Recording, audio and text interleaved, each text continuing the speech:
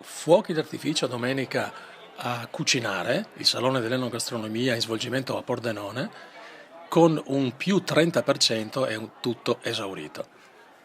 Grande giornata di stelle anche oggi, 16 febbraio, con Luca Montersino, volto noto della TV pasticcere, i fratelli Luigi e Nicola Portinari del ristorante La Peca di Lonigo, chiamati i Brothers Stellati, e Gennaro Esposito da Vico Equense Napoli, altro prestigioso 2 stelle Michelin.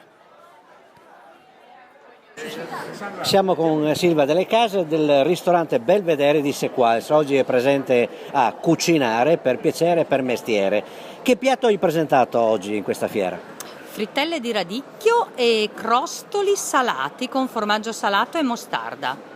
Quindi una specialità o comunque riferite ai prodotti del territorio? Riferiti al periodo, siamo in pieno carnevale, perché non usare qualcosa di tipico di questa stagione? Senti, dici un po' del tuo locale che si trova a Sequals in un'antica dimora dell'Ottocento. Allora, noi siamo al Belvedere di Sequals, proprio all'uscita verso Maniago, e siamo tipici per quanto riguarda la griglia, perché abbiamo un grandissimo foguer che appena entrate nel locale è la prima cosa che vedete, dove si cucina tutti i tipi di carne, di verdure, di formaggi. Avete però anche nel periodo estivo una bellissima parco con tanto di piscina.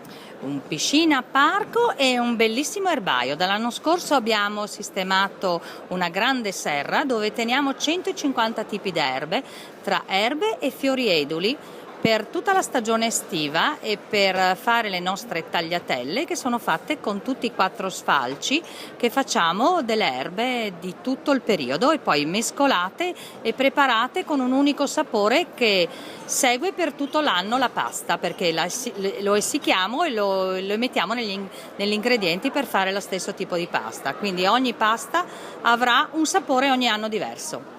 Vi aspettiamo quindi a Sequals, al ristorante Belvedere, perché sarete accolti con calore e con profumi e sapori del territorio.